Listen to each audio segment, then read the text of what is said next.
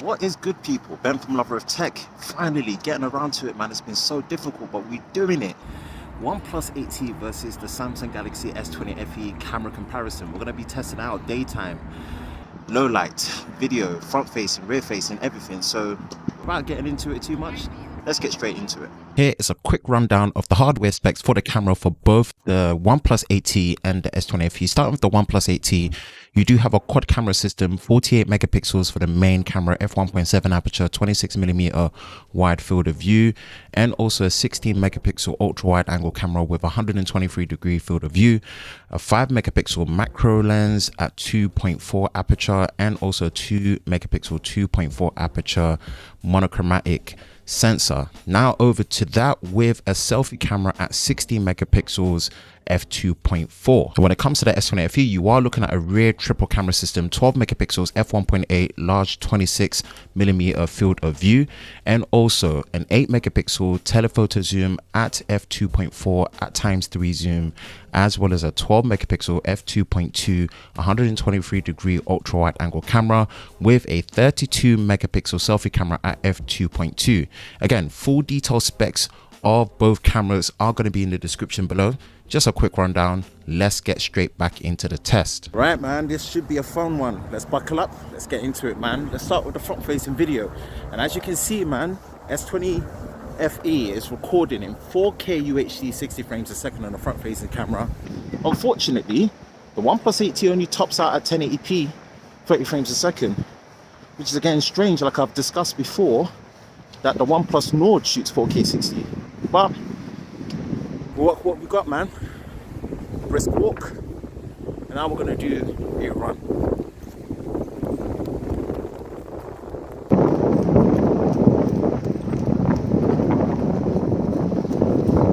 So we've dropped it down to 4K UHD 30 frames a second on the S20 FE.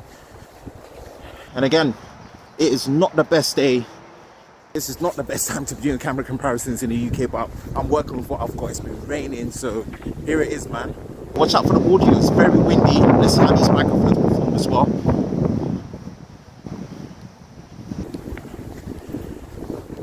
And then a run. 1, 2, 3.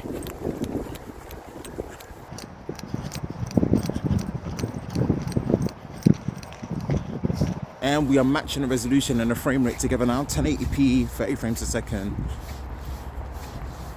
See how that stabilization and the image quality looks like.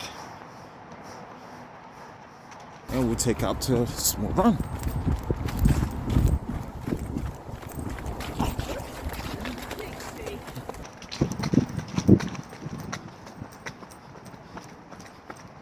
So now we have both these cameras recording on the rear, 4K UHD 30 frames a second. Now what's good to see now compared to before, the OnePlus 8T does allow you to actually use all the 3 focal lengths. Now again, it's just the wide, the ultra wide, the ×2 is a digital crop because there isn't a telephoto lens, you know, it's the monochrome and the macro sensor, whereas actually with the S20 FE, you've got 3 focal lengths, the ultra wide, the wide, and the ×3 telephoto zoom lens at 8 megapixels. So we're starting this.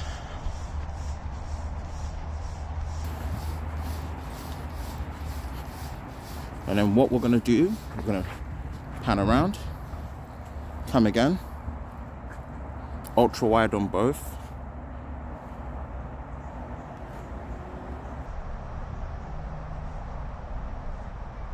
Apologies, ultra wide. I would say that the S20 FE pans and transitions to the ultra wide a lot smoother compared to the 8T. Ooh. Seeing how the stabilization comes out and looks like as well. Alright, come back to the main. And again, you can see it transitions much smoother on the S20 FE. And we're going to do a ×3 zoom. That's ×2. Let's see how the stabilization looks like.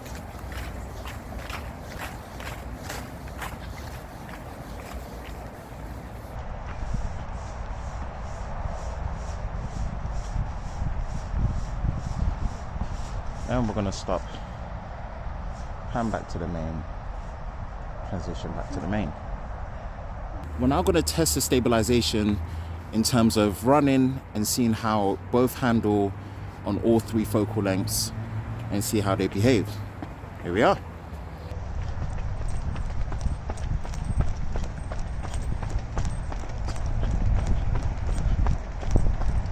And we're going to stop. I'm going to punch out to the ultra wide, and do another run.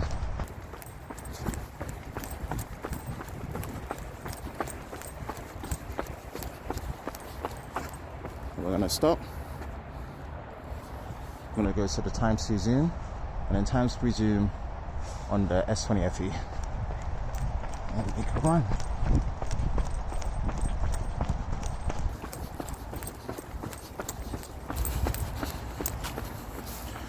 And back to the main. Now we'll switch to 4K UHD 60 frames per second, which both of these support. I've just seen a notification come up on the OnePlus 8T that it has got a recording limit of 5 minutes, which I don't understand right. I don't believe the S20 FE has that, so just bear that in mind. If you wanted to record in 4K 60 frames a second, you do have a recording limit on the 8T. And also, both have this weird limitation where it does not work on the ultra wide angle camera. It's just on the main that you get the 4K 60 frames a second. So none of the other focal lengths support it.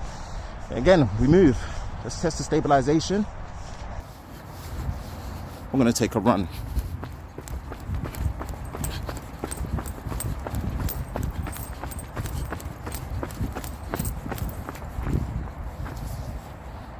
Now both these cameras have this super stable video recording mode, which caps out at 1080p frames a second, fully utilizing the ultra wide angle camera with advanced electronic image stabilization on both. We're going to do an extreme run and see how the stability looks like.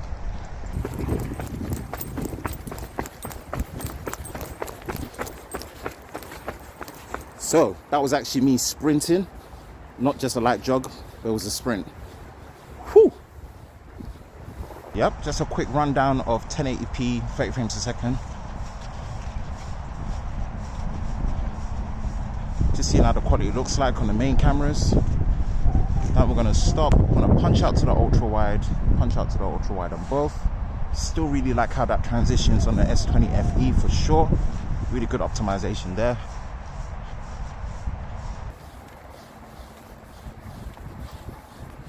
Then we're going to do the ×2 digital zoom on the 8T and the optical zoom, which obviously further reach.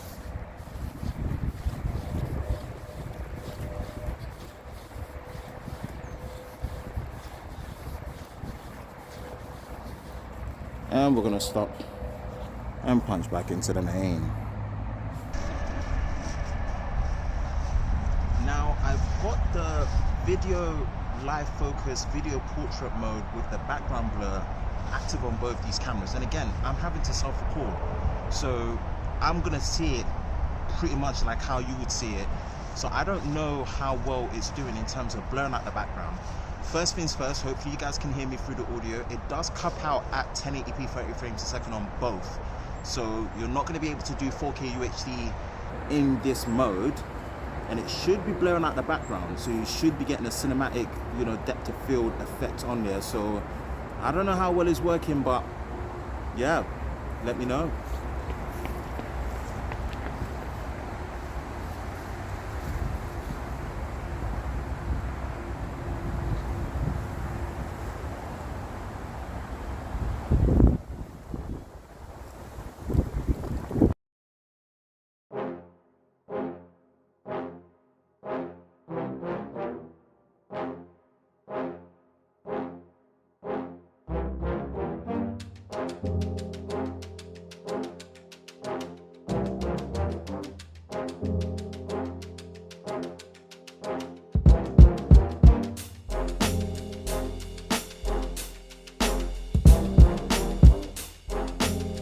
So this is a nighttime video test, 4K UHD 30 frames a second on both the devices. Taking a walk.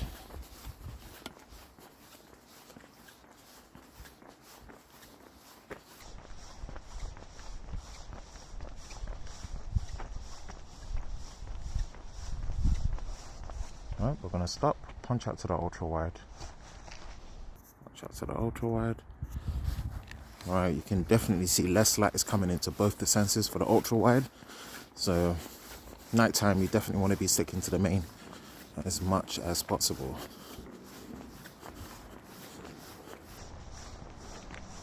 Alright, stop. Main camera. Definitely the light difference. Let's punch in. Zoom. And I do suspect that at night time, because there's less light that comes in, the zoom on the S20 FE should be using the main camera but as a digital crop.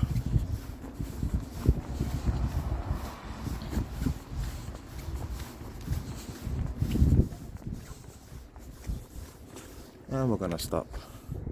Go back to the main. Now it's time for selfie video. We're in 4K UHD 30 frames a second on the S20 FE. And obviously again, 1080p 30 frames a second is all you get on the OnePlus 8T. You can really tell field of view wise, it's more favored on the Samsung. We'll just see how they both look like.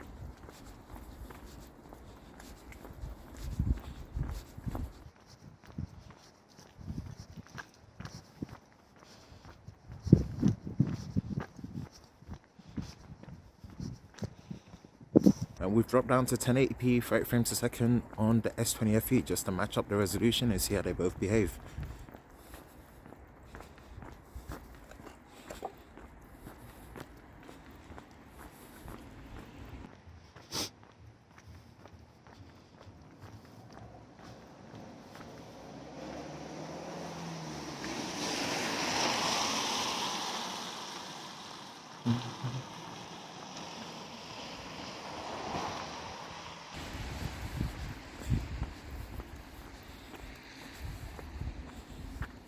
Now we've switched to the 1080p 30 frames a second video recorder mode on both these cameras, but this is actually with the nightscape video mode on the OnePlus 8T. Now this caps out at 1080p 30 frames a second and only works on a main camera sensor. So this is interesting. So let's have a look at this. We'll try this quickly.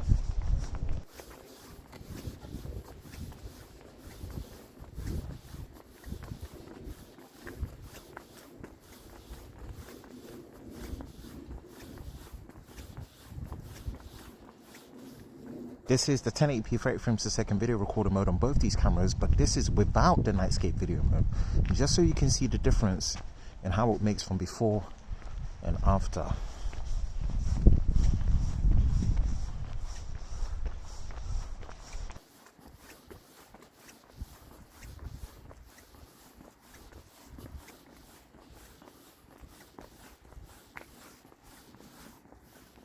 Now, first picture of this chapel, both actually look really identical, same field of view. I would say that the OnePlus 8T is a lot more, I would say a bit more color accurate.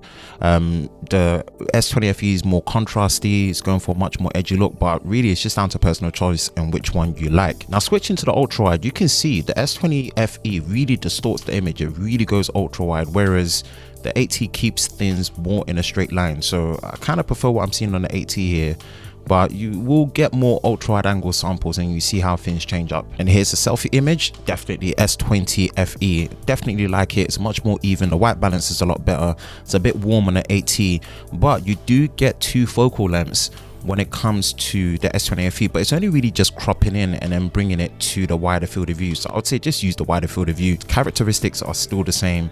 Definitely prefer the S20 FE when it comes to the selfie performance. Now, the story carries over to this day as well. I still prefer the S20 FE, but it can really just be down to how you prefer the image to be processed.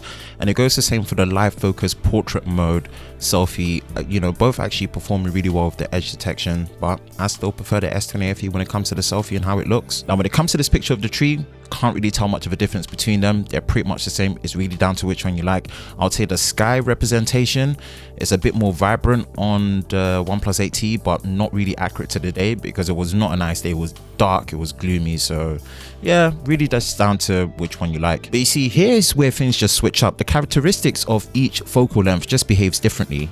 When you go to the ultra wide, definitely the S20 FE it's a bit more ultra wide. On top of that, how it just represents the color of the sky is completely different.